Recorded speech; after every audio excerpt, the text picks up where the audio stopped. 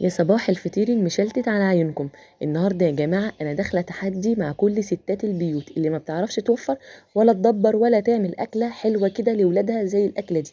النهارده ما عنديش غير 130 جرام من اللحمه المفرومه و119 جرام من صدر فرخه. انتوا متخيلين الكميه والحجم بتاعهم قد ايه؟ حاجه كده اللهم بارك. الفطير يا جماعه بيتحدث عن نفسه، والطريقه عاملاه بطريقتين علشان ما يبقاش لك حاجه تاني ان انت ما تعملوش لاولادك في البيت. يعني متخيلين الوفر ومتخيلين النظافه ومتخيلين شكل الفطير عامل ازاي؟ مش قادره اوصف لكم. كمان طعمه وريحته عامله ازاي. مش محتاجه منكم غير لايكات وشير كتير على قد ما تقدروا. وما تنسوش بقى تشرفوني وتنوروني وتشتركوا في القناه وتعرفوني بتتابعوني منين. شايفين بقى ادي اللحمه المفرومه وادي صدر الفرخه اللي كانوا باقيين من وصفات تانية. عباره عن 130 جرام من المفروم ارفعهم على النار، و119 جرام من صدر الفرخ. حطيتهم على النار يا جماعة الأول، وبعدين هنرجع لهم دلوقتي بس لما نعجن العجينة علشان تلحق ترتاح. عندي كيلو وربع من الدقيق هندخله عليه نص معلقة صغيرة من البيكنج باودر ورشة ملح ومعلقتين من السكر. جميل. دخلتهم كده وانا بحب انخل اي دقيق. عندي بقى مية من الحنفية عادي خالص هعجن بيها. هبتدي كده احط المية وابتدي اللي انا اعجن. احط المية تدريجيا مش هحطها مرة واحدة، علشان طبعا يا جماعة نوعية دي بتختلف عن بعضها.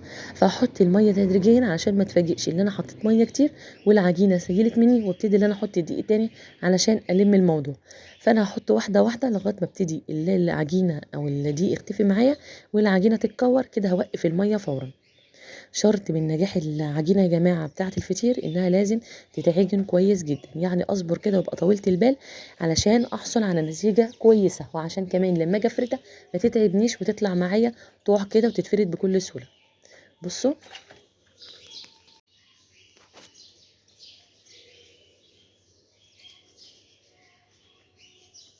طبعا كملت عجن في الارض يا جماعه عشان اقدر اتمكن فيها لغايه ما العجينه تبقى ناعمه كده زي القطيفه معايا.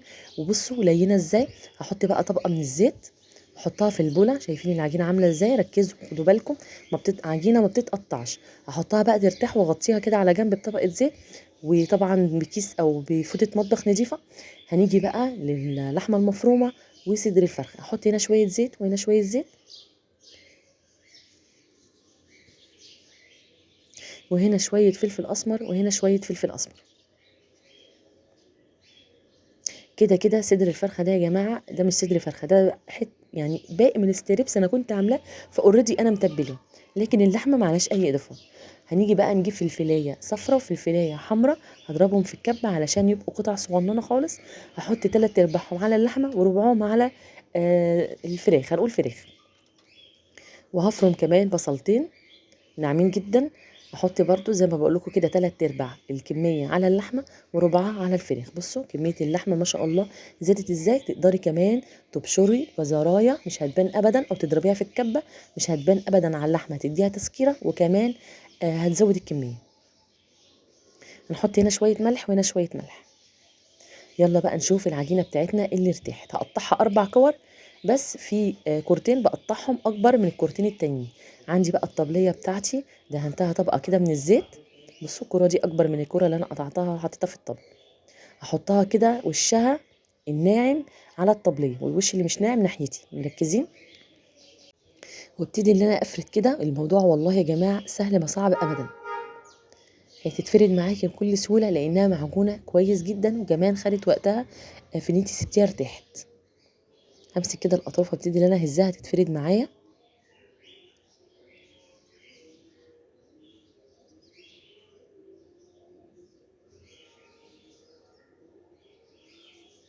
بصوا هنا بشوف الطبليه مالها بتتهز هزه غريبه كده. اكتشفت انها اتكسرت من تحت يا جماعه. والله العظيم زعلت جدا، لان بابا الله يرحمه هو اللي جايب لي الطبليه دي.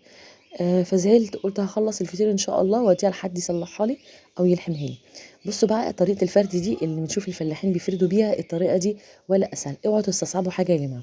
بصوا كفوف ايديكم الاتنين، يعني كانكم بتدعوا كده لربنا. شفتوا كفوف ايديكم بتبقى مفروده كده وايه، ووشها لفوق. مش وش ايديكم، مش بطن ايديكم لفوق. جميل. هتحطوها كده وتهزوا بيها العجينه هتتفرد معاكم بكل سهوله. وانتم مطلعين ايديكم من تحت الفطيره بتقلبوا كف ايديكم. هتطلعوها بكل سهوله. اهم حاجه ان انتوا تبقوا فاردين صوابعكم، ما تتنوهاش لفوق او ترفعوها لفوق علشان ما تقطعش العجينه. بصوا هتتفرد معاكم، مش هتاخد وقت ابدا والموضوع سهل. اوعوا تستصعبوا حاجه. انا كده كده عامله لكم طريقتين في الفيديو ده علشان اللي ما بتعرفش تفرد كده تعرف تتصرف. اتفردت معايا على الطبليه بالشكل ده. هديها رشه خفيفه جدا من دقيق السميد او دقيق السيمولينا يا جماعه، وبعدين هحط لها الزبده البلدي اللي انا مسيحاها من وش القشطه، من وش اللبن، وحبه زيت صغيرين ذره. اهم حاجه يكون زيت من نوعيته نظيفه. اوزع بقى كده وابتدي ان انا اطبق بكل سهوله. بصوا شايفين الموضوع سهل، مش اسهل من كده. برضو احط شويه زيت وسمنه وابتدي ان انا اطبق كده. بصوا هسيبها كده على الطبليه ترتاح وابتدي ان انا اجيب فطيره تانية. بس بعد ما بترتاح بصوا هتتفرد معايا بكل سهوله عشان احط الحشوه. اهي اتفردت معايا بكل سهوله. احط بقى الحشوه بتاعتي، ودي كانت لحمه يا جماعه. هبتدي الم كده بصوا عشان تبقى كوره. احطها بقى في الصينيه بعد ما احط في الصينيه شويه زيت واسيبها كده على جنب ترتاح. الفطيره التانية هنبتدي اللي احنا نجيبها برضو نشتغل فيها.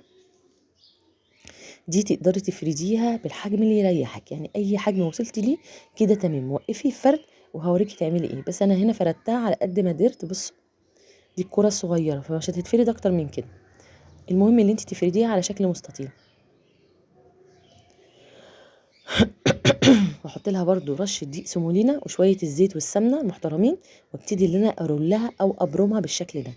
وبعد كده هبطط الرول ده واجيب الطرف ده والطرف ده وهسيبها على جنب كده في صينيه ترتاح، وهنرجع لها بعد شويه بعد ما ترتاح. كده الفطيره التالتة.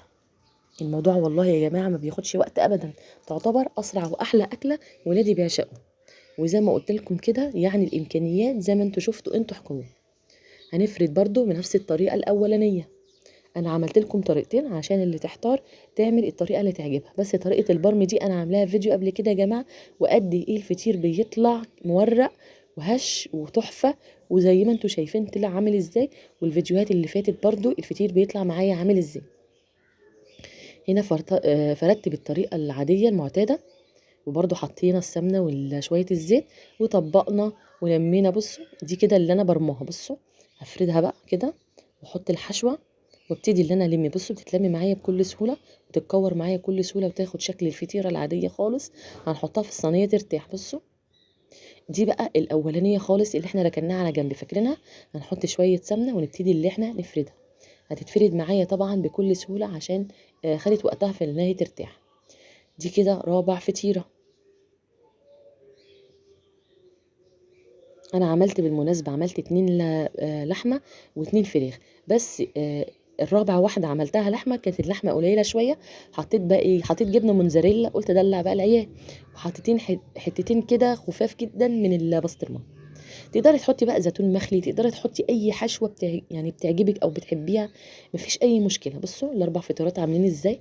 طبعا زي ما قلت لكم انا كنت عامله كورتين كبار وكورتين صغيرين، الاتنين الصغيرين على اليمين والاتنين الكبار على الشمال.